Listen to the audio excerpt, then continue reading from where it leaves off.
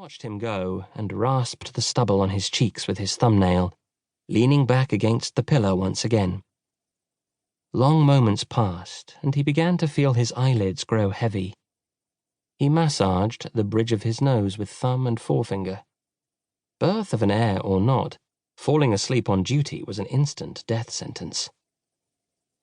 He noticed a bulky silhouette shuffling across the courtyard towards him, and he straightened up and hefted his spear. "Who approaches?" The man stopped in the half-light of the porch threshold and lowered a heavy stirrup jar. "I'm sorry," he grumbled. "It's late to be paying taxes."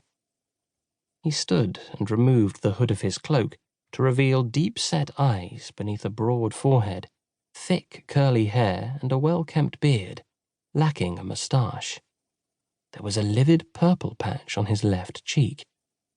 Was that a bruise or a birthmark? The stranger smiled briefly, expectantly. "You want to pay your tax now, in the middle of the night? I'm late. You're something strange is what you are. And he let you in?" He nodded towards the propylon. "He? Yes, the armed man down there did." The stranger's eyes glimmered in the faint light.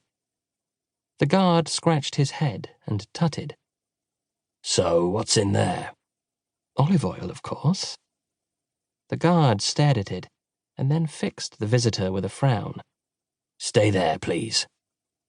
He returned a few moments later with a wooden ladle from an anteroom to the porch, which he presented to the stranger. He raised his eyebrows. "You want me to taste it?" "Go on." "This is extra virgin, the best I make. What I drink, I steal from the Wanaks." "What would the king think of that?" "It's the custom, as you should know, for subjects to taste their produce beforehand. Why do you think this is?" The stranger clenched his jaw. "Poison, no doubt." "Poison, right. A precaution." The stranger shrugged. By now he was drenched, and runnels of water slid off the shoulders of his saturated cloak. He bent down, lifted the bung off the jar, and sampled some of the oil. "Very good, even if I say so myself." He handed back the ladle. "Satisfied?" The guard weighed him up. "Give it a few moments." The stranger's eyes hardened momentarily, but he said nothing and looked away. At that moment, the guard was joined by his younger companion.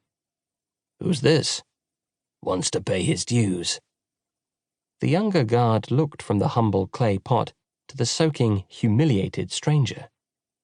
"You could at least come out of the rain." The stranger stepped forwards. "Thank you," he muttered. "That's enough," said the older guard. "Go and mark his contribution, will you? There's wet tablets on the second shelf." The stranger picked up his jar and followed the guard into a small archive room, lit by twin lamps chained to the ceiling and pungent with the smell of olive oil. Shelves groaned under the weight of clay tablets, pots, bundles of hemp lamp wicks, and various other household items.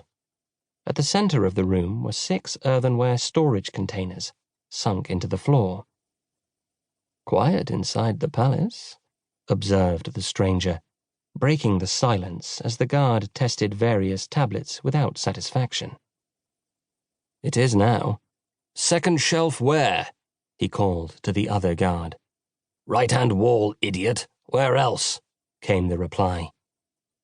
The guard tutted and rested his spear behind the door lintel against which the stranger was stood whilst he checked the shelves. He glanced at the weapon and at the exposed back of its owner.